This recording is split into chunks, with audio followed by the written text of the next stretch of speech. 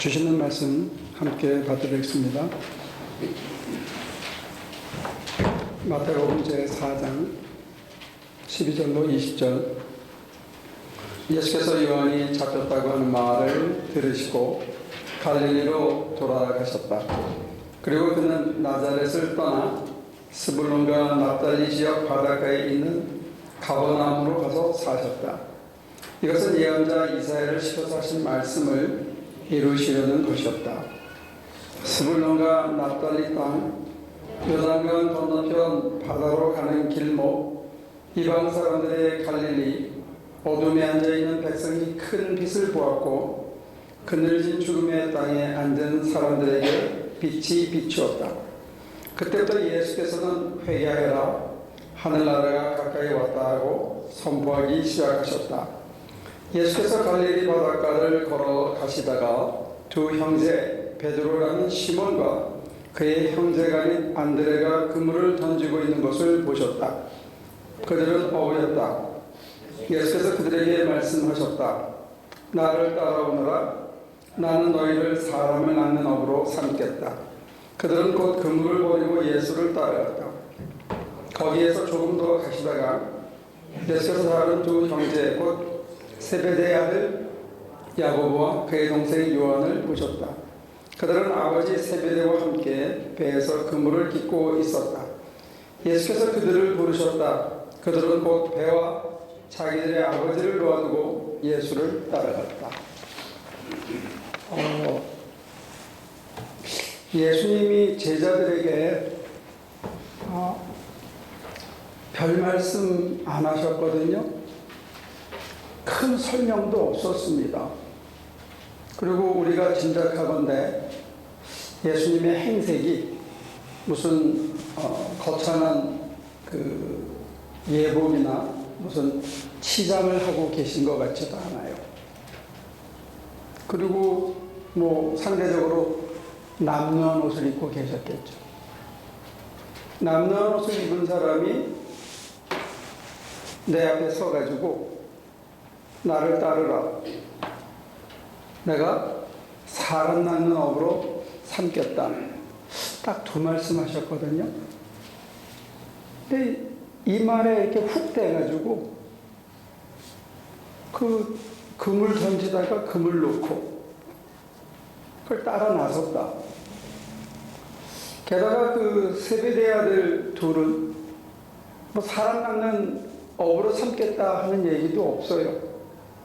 따라와라. 그러니까 그냥 간 거예요. 그래서 도대체 이게 뭔 말인가? 설명이 없어. 뭘 어떻게 하겠다는 보장도 없어. 그리고 말하시는 분이 무슨 식소를 잔뜩 거들이고 휘황찬란한 갑옷을 입고 무슨 독보자락을 걸치고 나타난 것도 아닌데 그 사람이 와라. 근데 그 말에 이렇게 끌려서 다 버리고 아버지와 배를 버려두고 어디 가가지고 뭘 준비해 갖고 가는 거 아니고 빈손으로 그냥 덜렁덜렁 따라갔다는 거예요. 이게 도대체 가능한가? 일주일 내내 고민을 했는데 이게 대답이 없더라고요. 이게 성경이 그러면 거짓말을 하는 건가? 그렇진 않아요. 우리나라 교회 역사에도 보면 전진 선생이나 이연필 선생이 이렇게 가면서 말씀을 전하고 나서면 그날 밤에 그냥 아무것도 안 들고 그분 따라 그냥 나선 사람들이 있었어요. 그러니까 뭐가 있긴 있는데 도대체 이게 뭘까? 그렇다면 왜 우리는 따라 못 나서는가? 아니, 우리는 지금 따라가고 있는가? 이거를 묵상해 봤습니다. 여러분들은 지금 예수님을 따라가고 계신가요? 어떤 것 같아요? 예수님이 아무런 보장도 하지 않고 사실 어떤 약속, 현실적인 약속도 하나도 없습니다. 그저 따라오라 그런 거예요. 근데 지금 따라가는데 도대체 여기 본문에는 힌트가 없어요. 그저 주어지는 힌트 하나가 이겁니다. 부르시기 전에 가버나움에서 회개하라, 하나님 나라가 가까웠다 하고 이미 외치기 시작했다는 거예요, 예수님께서. 그러니까 아마 우리가 개핑을 하고 짐작을 하면 베드로와 안드레가 이미 예수라는 분이 요한을 이어서 천국 복음을 외치고 있구나 하는 풍문을 이미 들었고, 풍문으로 듣던 분이 자기 앞에 나타나서 나를 따르라 하니까 그냥 거기에 훅 해서 끌려간 게 아닌가, 이렇게 우리가 억지로 개핑은 할 수 있어요. 그러니까 더 상상하고 더 과장하면 영화에 나온 것처럼 눈빛이 한번 촥 비치니까 거기서 엄청난 흡인력이 있어서 자석이 쫙 빨아들이듯이 이렇게 확 빨아들여서 같이 따라가는, 뭐 이런 어떤 걸로 말하기 전에는 이게 참 설명이 안 되는 그런 부분입니다. 이 제자들이 사람 낚는 어부라는 의미를 다 깨닫고 따라가느냐? 그것도 아닌 것 같아요. 그러니까 끊임없이 물어보는 게 오시기로 하신 이가 당신이니까. 그러니까 예수님이 묻습니다. 사람들이 나를 뭐라고 하느냐. 그러니까 끊임없이 제자들이 도대체 이 사람이 누군데 바다와 바람도 잠잠해지는가. 그러니까 이 사람들의 머릿속에, 제자들의 머릿속에 끊임없이 의문이 있고 끊임없이 이분이 누군가 모르고 그냥 놀라고, 하신 일에 깜짝 놀라고, 이야, 어떻게 이런 일이 벌어지냐. 야, 참 신기하다. 그렇지만 정말로 내가 사람 낚는 어부가 된다는 게 도대체 뭔 얘기인지, 이분이 누군지 그것도 제대로 모르는 채 덜렁덜렁 몇 년을 따라다니는 거예요. 춥고 배고픈 적도 있었고, 길바닥에서 잔 적도 있었고, 그냥 어떤 때는 정말로 사람들한테 업신여김을 받고 동네에서 쫓겨나야 되는 그런 어려움도 겪었고, 다른 한편으로는 예수님이 주신 능력 가지고 나가가지고 귀신을 내쫓고 병을 고치면서, 야, 이게 하나님의 나라인가 보다, 나를 하나님께서 쓰시나 보다, 이렇게 신나가지고 방방 뛴 적도 있어요. 이렇게 부침이 교차되는, 한때는 정말로 이가 누군가 의심했다가, 야, 이분이 주신 능력 갖고 하니까 정말 되는구나 했다가, 또 어떤 때는 끊임없이 실패하면서 동시에 자기의 마음속에는 여전히 세속적인 욕망이 남아 있었어요. 그래서 베드로는 그렇게 묻습니다. 선생님, 저희가 모든 걸 버리고 주님을 쫓았습니다. 그런지 우리가 무엇을 얻겠습니까? 조금 있으면 십자가 질 양반한테 세베대 아들들은 그렇게 얘기합니다. 행여 당신이 권자에 오르시면 한편은, 좌편은 제가 앉게 해주고 우편은 우리 동생이 앉게 해주십시오. 아니, 십자가 지러 가는 게 뻔한데, 게다가 도마 같은 사람은 느닷없이 우리도 죽으러 가자, 하여튼 상황에 안 맞는 끊임없는 이런 이상한 얘기를 하면서 스승의 마음을 이렇게 핥혀놓는데, 그런 사람들을 다 데리고 예수님이 가셨다 이거예요. 야, 참 신기한 일이야. 그런데 역으로 이 베드로나 안드레가, 또 야고보와 요한이 저나 여러분들처럼 계산에 밝아가지고 나를 따르라 했을 때, 됐습니다, 그냥 편히 가시죠 해가지고 고기는 몇 마리 싸서 이렇게 주인 그냥 가시게 하고, 열심히 밤낮으로 들이잡히면서 열심히 일하고, 전설처럼 낮에는 금을 던져가지고 고기 잡고, 밤에는, 새벽에는 닭 팔고, 만약에 그렇게 해서 부자가 됐어. 그래서 갈릴리 수산의 사장이 됐고, 안드레는 부사장이 되고, 그 다음에 돈을 더 모아가지고 이제 지중해로 진출해서 갈릴리 그룹을 만들어서 CEO가 됐어. 회장이 되고 떵떵거리고 로마까지 진출하고 막 온 지중해 연안에 수산업으로 최고의 갑부가 됐다고 쳐요. 그랬으면 어떻게 됐을까? 그 끝이. 베드로의 이름을 우리가 기억하고 있을까요? 지금쯤. 세베대의 아들 야고보와 요한은 정치적인 야심이 있었던 사람 같아요. 그래서 만약에 이 사람들이 정말로 헤롯 대왕의 줄을 다해가지고 출세를 거듭해가지고 분봉왕의 제 밑에 있는 국무총리쯤 돼서 최고의 자리에 올랐다고 쳐요. 그래서 권좌에 서서 떵떵거리고 정말로 자기가 하는 권한이 이집트까지, 심지어는 다메섹까지 그 힘을 펼치고 한 자리 하고 살았다고 쳐요. 그러고 났으면 뭐가 남았을까? 우리가 세베대의 이름과 야고보와 요한의 이름을 기억할 수 있을까요? 여러분들이 돈을 열심히 벌어가지고 최고의 갑부가 됐어. 거의 준 빌 게이츠처럼 됐다고 치면 그 이름이 얼마나 오래 갈까? 생각해 보셨어요? 근데 베드로와 이 안드레, 야고보와 요한의 이름 우리가 기억한단 말이에요. 우리보다 캐나리가 더 적극적으로 기억하는데 그 이유가 뭐냐 생각해 보면 베드로는 아까 말씀드린 대로 우리가 모든 걸 버리고 당신을 쫓았습니다. 뭘 얻겠습니까? 그리고는 제일 먼저 스승을 배신하고 멀찍이 쫓아가서 그의 종국을 보고 저주하며 스승의 이름을 거부하고 모른다고 부인하고 그리고도 어떻게 할 데가 없어서 갈 데가 없어서 마가의 다락방에 모여서 엎드려 있다가 성령을 받았어. 그래가지고 일어나서 3,000명을 회개시키는 놀라운 설교를 했는데 고넬료 집에 가라니까 망설이고 주저하고 이방인의 집에 가서 실컷 먹고 있다가 바울한테 걸려서 안 먹은 것처럼 가식을 하고 성령 받아서 인간이 확 변한 게 아니고 성령 받아서 주님의 일을 정말로 다시 회개하고 돌아와서 한다고 하면서도 끊임없이 쓰러지고 넘어지고 자빠졌던 베드로인데 근데 왜 우리가 베드로의 이름을 2000년이 지나서 갈릴리 수산의 회장이 아니라 실패한 어부인데 이 사람의 이름을 기억하냐 이거예요. 왜 그렇죠?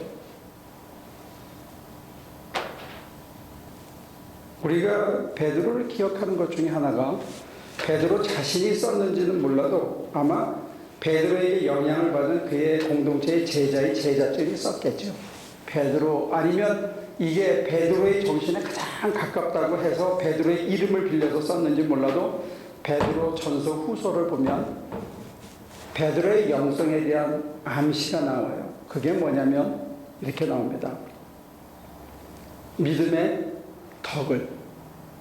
덕의 경건을 거기에 오래 참음과 인내를 더하시오.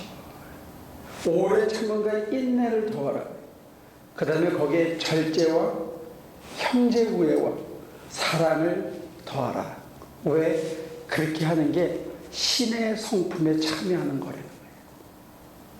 우리가 아는 대로 이 개바, 아주 차돌같이 단단한 이 개바는 부서지기 쉽고 칼을 빼서 휘두르고 자기 승질대로 마구 해대는 그런 격정적인 사람이었는데 그 사람이 신의 성품에 참여한 다음에 뒤돌아보니까 뭐가 필요하냐? 믿음만 갖고 안 되고 거기에 덕을 더하고 경건을 더하고 자기 품성을 뒤돌아봤을 때 가장 소중한 게 뭐냐? 오래 참아야 되더라. 오래 참아야. 하여튼 뼈가 가루가 되는 부서지는 그 감각을 가지고도 오래 참고 그 다음에 인내하고 철저하고 그 다음에 형제를 사랑하는 사람과 진정한 그리스도의 사랑이 나더니 그렇게 되고 난 다음에 뒤돌아보니까 내가 예수를 만남으로 정말 사람이 되었고 그 사람을 하나님의 품성으로 채워줬구나. 하는 고백이 있었다. 그냥 갈릴리 수산 사상으로 끝났으면 하나님의 성품에까지는 못 이르렀을 거예요. 오래 참는 성품은 선물을 못 받았을 거예요. 인내하는 성품은 못 받았을 거예요. 그냥 경건한 생활을 하다가 끝났을지 몰라요. 그러나 그의 뼛속에서 사랑이 나오고 그걸 위해서 맨 마지막에 가서 십자가를 졌다. 그래서 믿음의 본이 되었다는 거예요.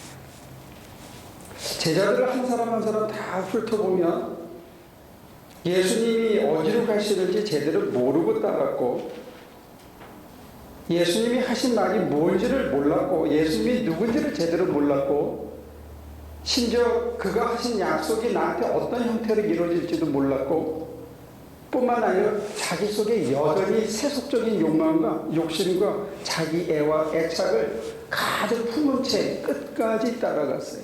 그리고 수없이 실패했어요. 그런데 우리가 놀라운 거는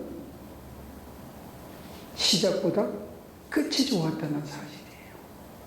다 실패하고 다 무너지고 다 부족한 채로 다 여전히 인간의 한계를 가졌는데, 거기에 성령이 임한데도 여전히 들깨졌는데도 불구하고 두 가지 놀라운 사실이 있는데, 그게 뭐냐면 사람의 측면에서는 끝까지 자기가 붙어 있었다는 거예요. 아주 심플한 건데, 하여튼 끝까지 자기가 부족과 허물과 모자람에도 불구하고 하여튼 끝까지 매달려 있었고, 하나님의 입장에서는 그런 인간들에게 끝까지 은혜를 베풀고 세컨드 찬스에, third 찬스에, fourth 찬스에 70 times 7 70번에 7번을 더한 용서를 통해서 그 인간에게 한 번도 포기하지 않고 끝까지 은혜를 베푸시고 붙들어 주셨다는 거예요. 그래서 그들이 마침내 하나님의 성품에 참여하고 우리 주님처럼 참 인간이며 참 신이신 우리 주님처럼 십자가를 질 수 있는 자리까지 그들을 인도하셨다는 거예요. 이 은총에 의한 최후 승리를 저와 여러분들은 반드시 믿어야 할 줄로 믿습니다. 내가 나를 보면 이건 될 일이 아니에요. 내가 살아온 나의 행적을 보고 사람들을 보면 이거 될 일이 아니고 실망밖에 없어요. 근데 이 제자들이 자기들의 실수와 실패와 자기의 부족과 허물을 다 깔기깔기 밝혀서 이 속에 임한 이정표적인 삶, 바로 이 속에 임한 하나님의 끈질긴 은혜와 포기하지 않는 사랑을 적나라하게 고백함을 통해서 저와 여러분들에게 하나님을 보여주는 선한 도구로 쓰였다는 거예요. 베드로가 살았던 삶, 저는 개인적으로 바울을 저의 신앙의 이정표로 삼고 살아갑니다. 여러분들도 여러분들 12제자 중에 또는 다른 디모데나 이런 분들을 자기 신앙의 이정표로 삼을 수 있겠죠. 근데 사실 저는 저에게 가장 많은 신앙의 은혜를 준 사람은 이용도 목사님. 그분이 남긴 짧은 편지, 일기, 그분에 대한 회고록 다 합쳐봐야 요만한 두께밖에 안 되지만, 제가 처음에 신학교를 가서 처음 접했던 책 중에 하나인데, 그 글이 제가 쓰러지고 넘어질 때 다시 그 책을 통해서 주님을 바라보게 하는 그런 그의 삶의 흔적이 있었다는 거예요. 행여 누가 압니까? 베드로처럼, 바울처럼, 그리고 이용도 목사님이나 프란시스코나 이런 사람들처럼 저와 여러분들이, 또 저에게 가장 큰 믿음의 스승이 있다면, 제가 언젠가 여러분들에게 얘기 드렸지만 역사책에도 안 나오는 박자, 기자, 석자, 그분이 저한테는 가장 흐트러지지 못하도록 포기하지 않도록 하는 이름도 없는 위대한 스승으로 제 신앙의 뿌리에 자리 잡고 있거든요. 그런 것처럼 행여 여러분들이 갈릴리 수산의 사장이 되거나 무슨 갈릴리 그룹의 회장으로 인생을 마감하지 못하더라도, 아니면 아무도 알아주지 않는 이름도 없고 빛도 없는 제자로 끝나더라도, 저와 여러분들의 삶이 어느 누구에게인가, 어떤 사람에게인가 아, 나도 저렇게 살아야지. 아니면 내가 저분을 통해서 하나님을 만났다. 내가 저 사람은 감각은 부족하지만 그래도 그의 중심에서 살아내는 하나님을 향한 열기와 끝까지 포기하지 않고 하나님께로 갔던 그의 삶이 내 신앙의 스승이다. 나의 지침이고 내 이정표고 저 사람을 통해서 내가 하나님을 만났다 하는 그런 고백의 대상으로 우리 하나교회 모든 사람들이 한 사람 한 사람이 다 그런 신앙의 이정표의 삶을 사시면 좋겠다. 그런 고백입니다.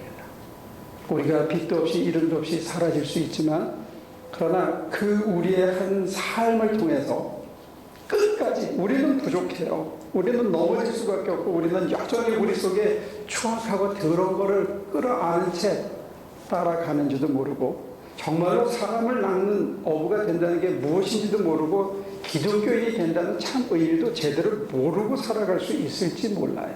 그러나 끈질기게 은총이 임하도록 우리가 버티고 저가 따라오라 그러면 그냥 미친 듯이 한번 가보고 그렇게 순응해서 갈 때 하나님께서는 저와 여러분들의 삶을 사람을 살리는 사람을 낳는 그런 새로운 생명의 삶으로 변화시켜 가실 줄 믿습니다. 그래서 우리 한 사람 한 사람이 다 소중한 거예요. 하나님께는 정말 우리가 소중한 게 우리가 있어야만 하나님이 세상 속에 눈먼 사람들 속에 보여지기 때문에 하나님께서는 오늘 이 아침에도 저와 여러분들을 포기하지 않고 다시 한번 부르셨다고 그렇게 고백합니다. 아무쪼록 우리를 통해서 하나님이 드러나는 기적이 있기를 간구합니다. 기도하겠습니다. 제자의 길에 들어섰지만 제자가 되는 길이 무엇인지 모르고 제자가 되겠다고 앞뒤로 날뛰지만 우리 속에는 제자와는 거리가 먼 그리스도가 아닌 다른 것을 마음에 품고 살 때가 많이 있습니다. 그리스도의 힘을 빙자하여 현실에서 성공하고 사람들 속에서 이름을 내고 인정을 받기를 원하는 그런 마음도 있고 예수님을 빙자해서 건강해지고 예수님을 빙자해서 육신적으로 편안하게 살기를 원하는 그런 마음도 우리 속에 가득합니다.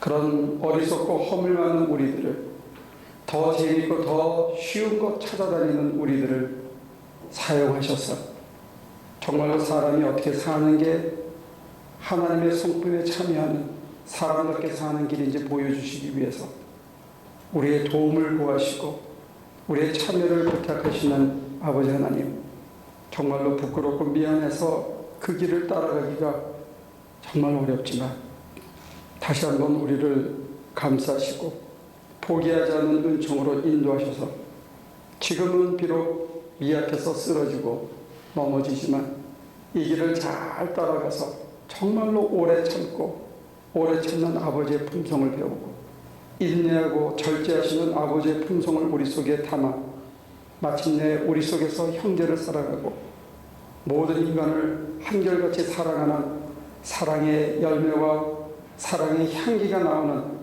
그런 삶을 우리가 살아낼 수 있도록 우리를 포기하지 말고 끝까지 주장하시고 끝까지 사용하여 주시옵소서. 예수님의 이름으로 기도합니다.